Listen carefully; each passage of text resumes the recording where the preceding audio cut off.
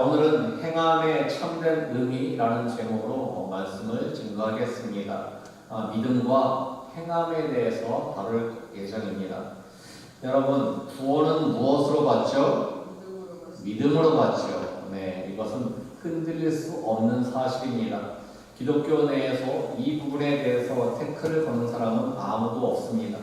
심지어 행위를 강조하는 가톨릭에서조차도 믿음으로 구원받는다는 사실에는 이견이 없습니다.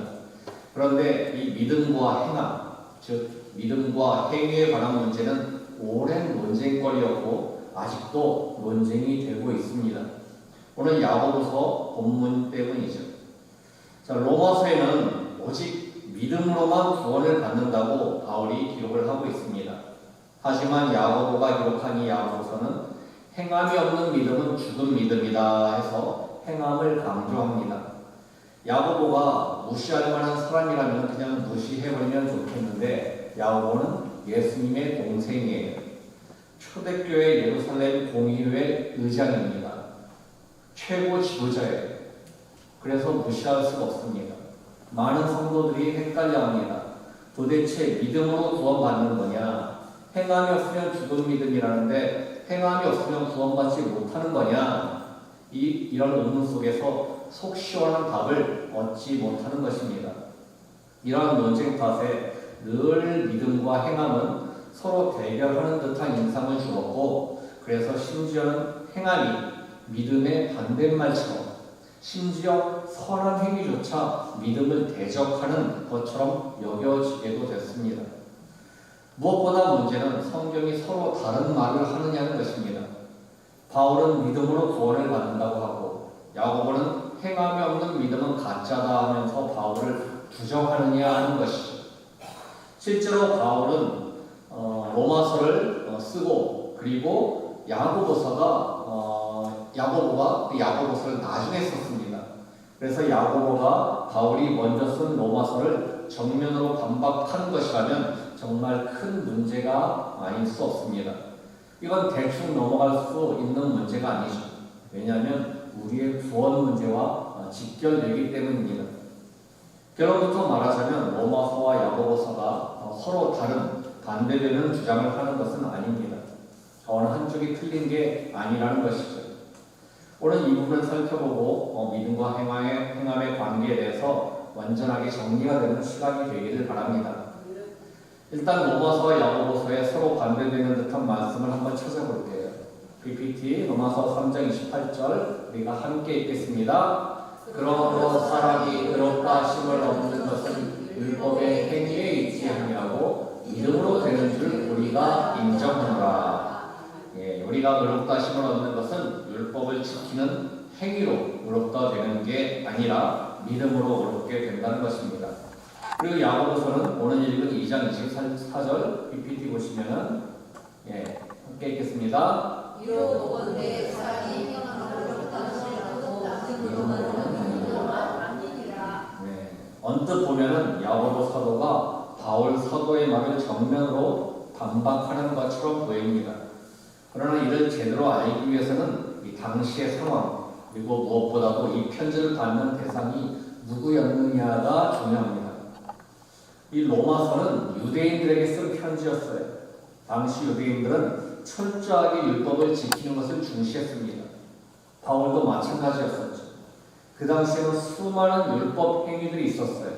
예를 들면 제사법, 5대 제사 아시죠? 번제, 소제, 화목제, 속건제, 속죄제 이런 것들. 그리고 정결 규례, 산에 아이를 낳으면 총 40일 동안 여자가 부정해져서 그 시간을 지나야 되고 여자아이를 낳으면 총 80일 동안 그 정결한 시간을 가져야지만이 회복이 됩니다. 그리고 할례, 난지 8일 만에 할례를 해야 되고 음식은 어떤 것은 먹어도 되고 어떤 것은 먹으면 안 되고 그리고 매 순간 1년에 절기들, 유월절, 초막절 같은 절기들 다 지켜야 하고 이런 거를 지켜야지 하나님께 받아들여지고 그래야 구원을 얻는다고 믿었습니다. 율법을 잘 지키는 내 노력이 공로가 되어서 구원을 얻는, 즉 구원과 바꾸는 그런 거래가 된 것입니다. 그래서 율법을 억지로라도 지켜야 했습니다. 그런데 바울이 예수님을 만나고 참 진리를 깨닫고 보니 이런 형식적인 율법 준수에는 생명이 없다는 것을 알게 된 것입니다. 율법 조항을 613가지나 만들어 놓고 생명 없이 기계적으로 지키는 것에만 신경 쓴다면 그것은 인간을 옥조이는 굴레일 뿐 하나님이 원하시는 게 결코 아니라는 말이죠. 억지로 율법을 지킨다고 의롭게 되는 것이 아니라 예수님을 믿고 예수님을 통해서 참 생명을 얻는 것이 의롭다 여김을 받는 길이고 그것이 율법의 참된 내용이며 구원은 인간의 어떤 공로도 아닌 전적인 하나님의 은혜 오직 믿음으로 받는 선물이라는 것입니다. 이것이 바로 우리가 알고 있는 복음입니다. 그렇다면 야고보서는 무엇을 말하는 것인가 한번 살펴보겠습니다.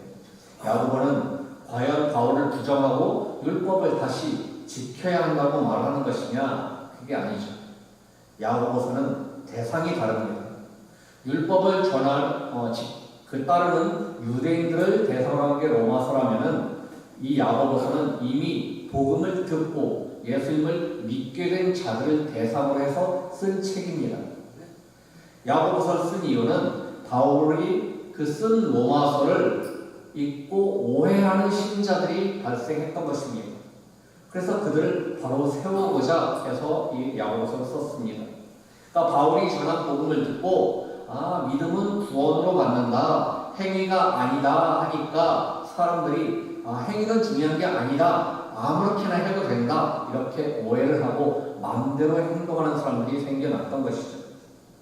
은혜로 구원받았다면서 형제 자매가 헐벗고 일용할 양식이 없는데 평안히 가라, 덥게 하라, 배부르게 하라 이렇게 말만 하면서 아무것도 주지 않고도 양심의 가책이 없었던 것입니다. 여전히 믿는다 하면서도 이기적인 삶을 살면서도 믿음으로 구원받으니까 어차피 이렇게 살아도 구원받는 데 지장이 없다 이런 생각이라면 그걸 참된 믿음이라고 부를 수 있겠느냐는 것이죠. 삶과 분리된 믿음이 자기를 구원하겠느냐 하는 것입니다. 오늘날도 마찬가지죠. 내 행위와 상관없이 오직 하나님의 은혜로 믿음으로만 천국을 가는 거라니까 그냥 사람들 중에서는 농담 삼아서 나는 이제 믿음이 있으니 이젠 사람을 죽여도 지옥 가기 틀렸다 이런 식으로 농담식으로 말하기도 합니다. 이런 게 문제라는 것이죠. 진리를 곡해하고 자기 편한 대로 믿는 것입니다. 이런 사고방식은 항상 있어 왔어요. 인간의 죄성은 하나님의 은혜마저도 왜곡시켜서 자기 좋을 대로 아주 인습적으로 받아들입니다. 은혜를 자기 이익의 방편으로 악용하기도 합니다. 15세기의 종교개혁 당시에도 동일한 모습을 보였습니다. 로마 카톨릭이 행위로 구원을 얻는 것처럼 몰아가고 면죄부 하시죠. 그 면죄부를 팔아서 이걸 사라. 그러면 구원은 다른 방상이다. 이런 식으로 천주교가 타락한 모습을 보이니까 마틴 루터가 종교개혁을 일으킨 거 아닙니까? 행위나 공로가 아닌 오직 믿음으로 오직 하나님의 은혜로 구원을 얻는다는 진리를 재정립한 것이죠. 그런데 사람들은 머지않아서 또 그 뜻을 왜곡하기 시작했습니다. 그래, 오직 믿음으로 구원을 얻는다 이것이 하면서 제 멋대로 사는 사람들이 나타난 것입니다. 도덕적으로 타락하는 것을 별 대단치 않게 생각하는 것입니다. 그래서 마틴 루터도 종교개혁자 마틴 루터도 그러한 현상을 보면서 한탄했다고 합니다. 하나님이 주시는 구원은 그 값을 따질 수 없는 것이기 때문에 사람의 노력과 공로로는 살 수 없는 것입니다. 그래서 값없이 주시는 은혜인 거죠. 그 귀한 선물을 감사함으로 받아서 하나님의 생명을 누리고 그런 구원을 베푸신 하나님의 뜻을 따라 살게 하려고 하심이었는데 인간의 죄된 본성으로 하나님의 뜻을 잘못 받아들여서 구원의 진리를 악용하는 사람들이 생겨난 것입니다. 이런 현상이 종교개혁 당시뿐만 아니라 초대교회 사도 바울과 야고보 당시에도 이미 있었던 것입니다. 믿는 사람들이 율법 지키는 거 구원과 상관이 없다 하면서 사람들을 차별하고 악한 생각으로 판단하고 가난한 자들을 없이 여겼습니다. 구원은 선물로 받는 은혜라고 감사한다고 말하면서 형제 자매가 헐벗고 일용할 양식이 없는데 평안히 가라, 덥게 하라, 배부르게 하라 말만 하면서 아무것도 주지 않고도 양심에 거리낌이 없는 것입니다. 야고보는 믿음으로 구원을 이미 받았으니까 그런 일 안 해도 구원에는 지장이 없다 이런 생각이 정말 너희가 있다면은 그처럼 삶과 분리된 믿음이 자기 자신을 구원하겠느냐라는 것입니다. 믿음이 있다고 착각하는 것이고 구원받았다고 착각하는 것이 아니겠느냐 하는 것이죠.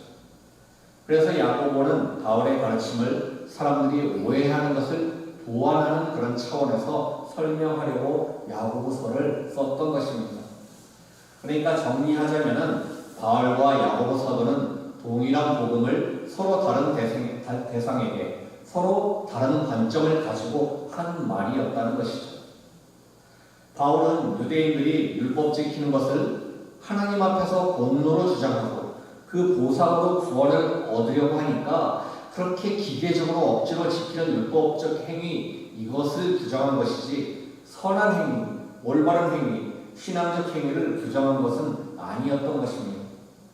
예수님은 율법을 완성하러 오셨지 율법을 폐하러 오셨다고 말씀하시진 않았습니다. 율법이 폐하여져서 이제 아무 의미가 없다고 생각한다면 한번 보세요. 율법의 핵심이 뭐죠? 모세의 율법, 10계명입니다.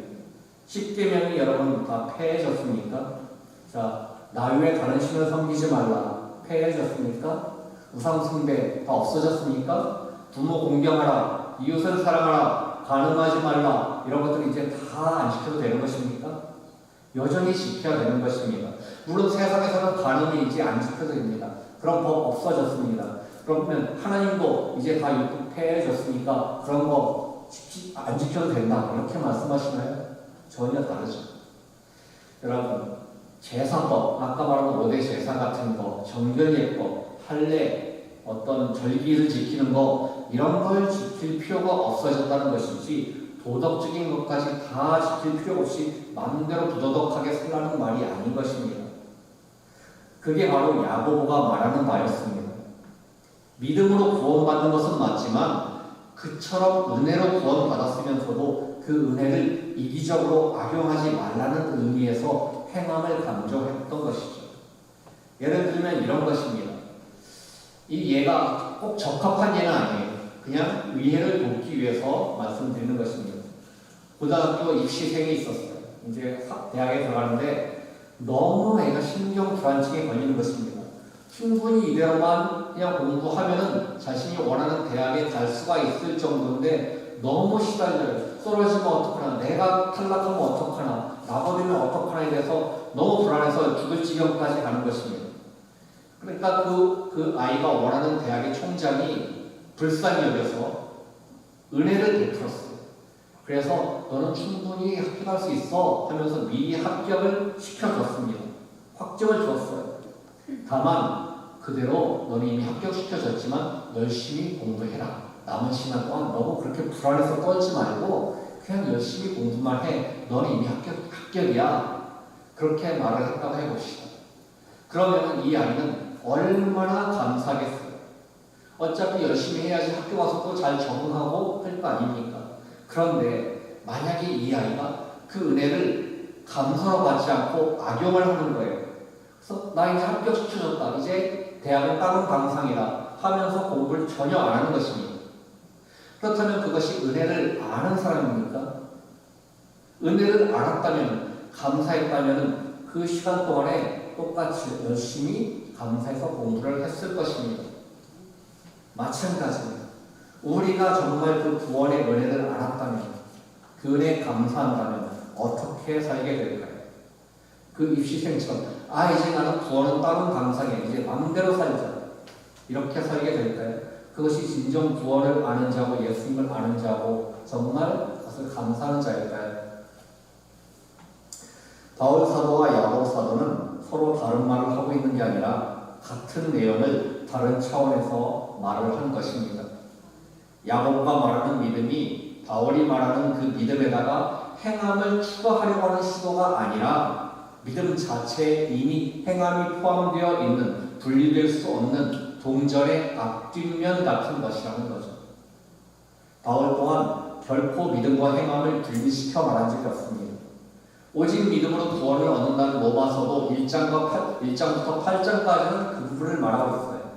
그 9장부터 11장까지가 이스라엘과 구원의 문제를 다루고 있고 12장부터 16장까지가 바로 그런 구원받은 성도들의 생활 문제, 행함의 문제, 거기에 대해서 말을 하고 있는 것입니다.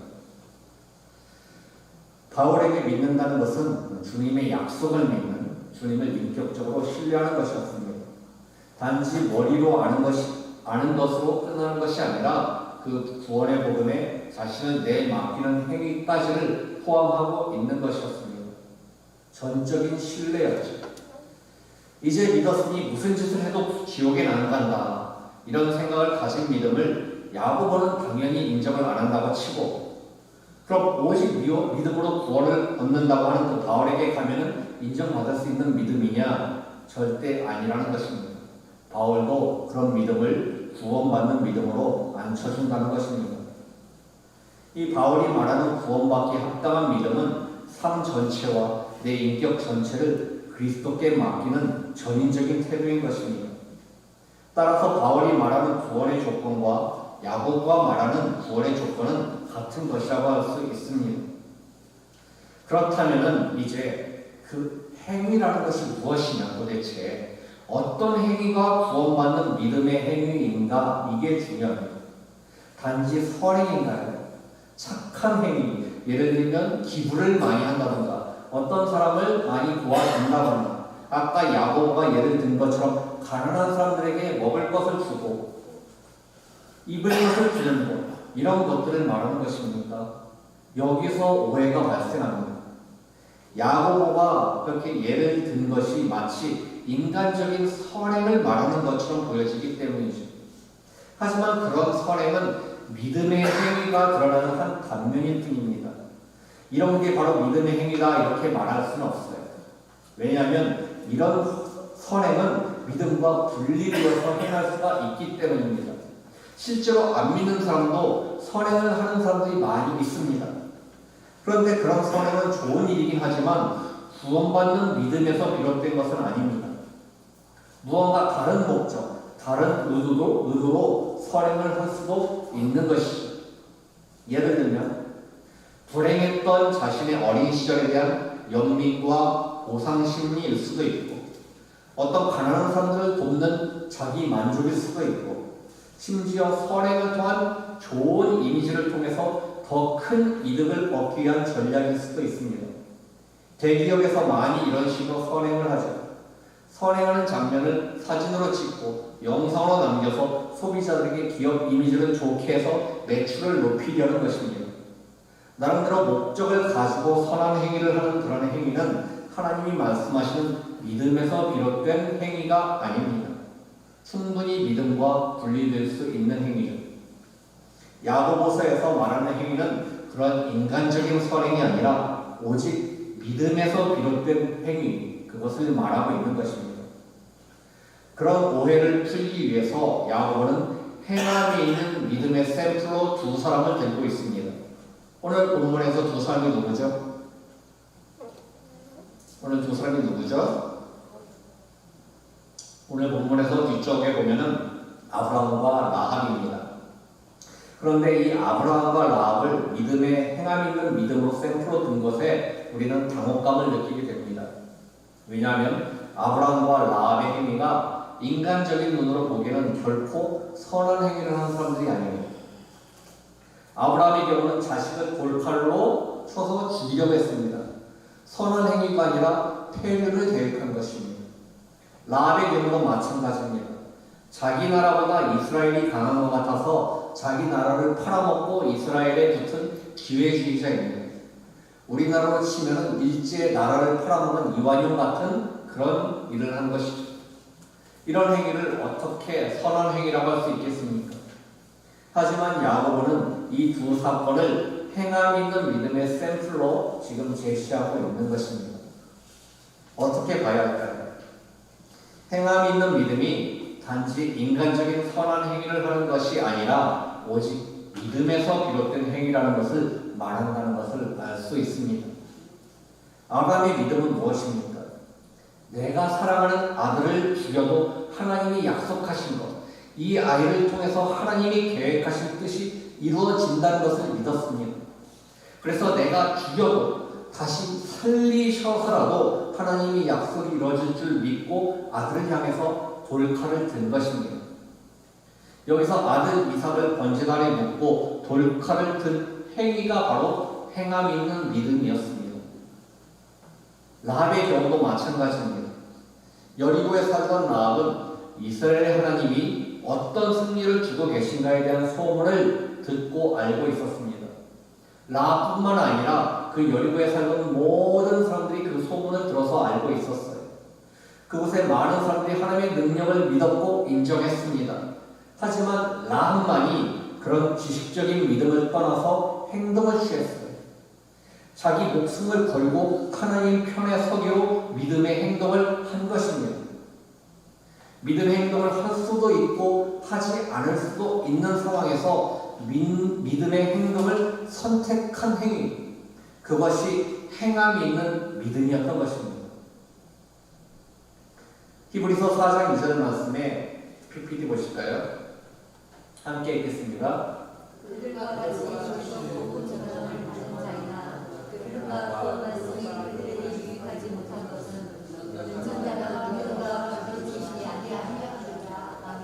듣는 자가 믿음과 결부시키지 아니하니라. 이 들은 말씀이 나에게 유익하려면 라합과 같이 믿음과 결부시켜야 한다는 것입니다. 단지 머릿속으로 마음속으로만 믿고 행동하지 않는 건 아직 자신의 믿음과 결부시키지 않은 것입니다. 여러분, 우리가 아브라함과 라합의 예를 들어봤는데 행함이 있는 믿음이 그저 머리로 믿는 믿음하고 어떤 부분에서 차이가 있는지 아십니까? 왜 머리로 믿는 믿음에 머물고 싶어하고 행함이 있는 믿음으로 나아가는 걸 꺼려하는지 아십니까? 행함 있는 믿음이란 행함 자체로 인해서 나에게 손해나 위험 부담을 감수할 것을 요구하기 때문입니다. 아브라함은 그저 머리로만 믿고 이렇게 말할 수 있었어요. 그래, 하나님은 언제나 약속을 지키시는 분이야. 난 그 사실을 믿어. 이삭을 바치라고 하셨는데 설령 내가 이삭을 죽여도 다시 살려서라도 약속을 지키실 분이야. 난 그거 확실히 믿어.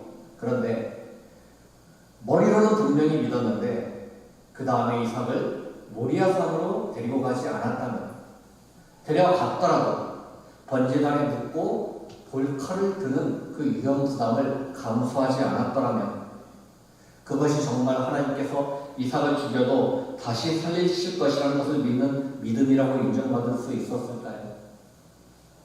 아, 됐어. 나는 이 정도까지야. 이 정도까지만 하면 믿음이라고 인정해 주시겠지. 이럴까요? 아니었을 것입니다. 결국 행위가 믿음을 증명하는 것입니다. 라합도 마찬가지죠. 자신과 자신의 가족의 생명이 걸린 문제였습니다. 행동을 했다는 것은 그게 자신과 가족을 살릴 것이라는 것을 실제로 믿었던 것입니다. 만일 행동을 하지 않았다면 결국 믿지 않았다는 뜻이 되는 것이죠. 역시 라합도 행위로서 믿음이 증명된 것입니다. 행위로 증명되기 전까지는 그 믿음이 진짜 믿음인지는 아무도, 심지어 나 자신도 알지 못합니다. 평안히 가라, 덥게 하라, 배부르게 하라. 왜 이런 믿음을 믿음이 아니라고 야고보가 비판하는지 아십니까? 결국은 입에 발린 소리, 립서비스에 불과하기 때문입니다. 자기가 관여하는 것이 없는, 아무런 손해볼 것 없는 딱 그 지점까지만 믿는 믿음, 이걸 정말 믿음이냐고 물어보는 것입니다. 뭔가 배려하는 척하면서 생색만 내는 것이죠. 여러분, 믿음은 말이 아니라 행함으로 증명이 됩니다. 히브리서 11장이 믿음장이죠. 그 믿음의 선진들이 쭉 11장에 나옵니다. 하나같이 행함이 있는 믿음의 위인들이었습니다. 그러나 히브리서 기자는 이들을 행함 있는 믿음의 위인들이라고 말하지 않고 그저 믿음의 위인들이라고 말합니다. 믿음 자체에 이미 행함이 포함되어 있기 때문에 행함 있는 믿음이라고 따로 말할 필요가 없는 것이죠. 그 행함은 실제 믿음이 있어야지 행동으로 나올 수가 있습니다. 믿음은 억지로 애를 써서 내가 주여 믿습니다, 믿습니다 이렇게 그냥 주문처럼 외운다고 해서 생기는 게 아니에요. 그냥 자연스럽게 내 마음 안에 들어와 있어야지 믿음입니다. 이것은 실화예요. 이름은 제가 까먹었어요. 캐나다 사람입니다. 아마 나이아가라 폭포인 것 같아요. 큰 폭포에 줄 하나 메고 장대를 들고 건너가는 위대한 보게사가 있었습니다. 3년 동안 그 폭포를 건너갔다 오는데 여러 번 했지만 한 번도 실수가 없었어요. 늘 성공했습니다. 그래서 사람들이 박수를 치고 환호를 보내며 칭송했죠. 이 사람이 그랬어요. 나는 당신들 중에 하나를 등에 업고서 건널 수 있는 것을 여러분 믿으십니까? 그 사람들이 모두가 한 마음으로 외쳤습니다. 믿습니다 하고 박수를 치고 환호했습니다. 그 사람이 그랬어요. 지원자를 받겠습니다. 아무도 지원하지 않았습니다. 그때 한 아이가 지원을 했습니다. 믿음이 있었던 것이죠. 그 아이는 그 보게사의 아들이었습니다. 아버지를 향한 믿음이 있었기 때문이죠. 치기 어린 그런 만용의 믿음이 아니라 아버지와의 관계를 통해서 자연스럽게 생겨난 믿음이었습니다. 그것이 참된 믿음이고 행함이 있는 믿음을 만드는 것입니다. 우리의 믿음 또한 말로 하는 믿음이 아니라 주님과의 관계를 통해서 자라나는 그런 것이 믿음입니다. 그 관계는 말씀과 기도를 통해서 자라납니다. 말씀의 씨앗이 내 심령에 떨어졌을 때, 지난주에 하셨죠? 그것을 사탄 마귀에게 빼앗기지 않고 가시덤불도 걷어내면서 옥토에서 그 씨앗이 자라났을 때 자연스럽게 생겨나는 것이 믿음입니다. 그 심겨진 말씀이 자라나면 주님이 어떤 분인지를 알게 됩니다. 그 주님을 전 인격적으로 신뢰하는 참된 믿음, 즉 행함이 있는 믿음이 되는 것이죠. 말씀을 정리하겠습니다. 구원을 어떻게 받는가? 믿음으로 받습니다. 무엇이 구원받는 믿음인가? 행함이 자연스럽게 따르는 믿음이 구원을 받습니다. 그 행함이 인간적인 선행을 말하는 것이냐? 아닙니다. 믿음에서 비롯된 행함을 말하는 것입니다. 물론 믿음으로 하는 선행도 그 안에 포함될 수 있겠죠. 이게 오늘의 메시지입니다. 오늘 이 말씀을 전하는 이유는 어떻게 구원을 받는가에 대한 질문에 대한 답을 이 시대에는 맞는 듯 하면서도 틀리게 답을 하고 있기 때문입니다. 야고보는 물론 사도 바울도 결코 구원을 지식적으로 머리로만 예수님에 대해서 동의하는 것이라고 말한 적이 없는데 지금 이 시대는 그게 구원이라는 인식이 팽배해 있기 때문입니다. 그런 잘못된 구원관이 지금 한국교회에서 벌어지는 불신자들을 보기에 참 부끄러운 믿는 자의 도덕적 타락을 초래했습니다.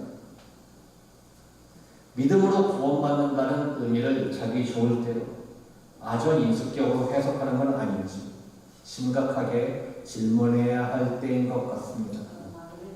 이러한 모습이 마지막 때의 징조라고 디모데후서 3장에 명확하게 기록되어 있습니다.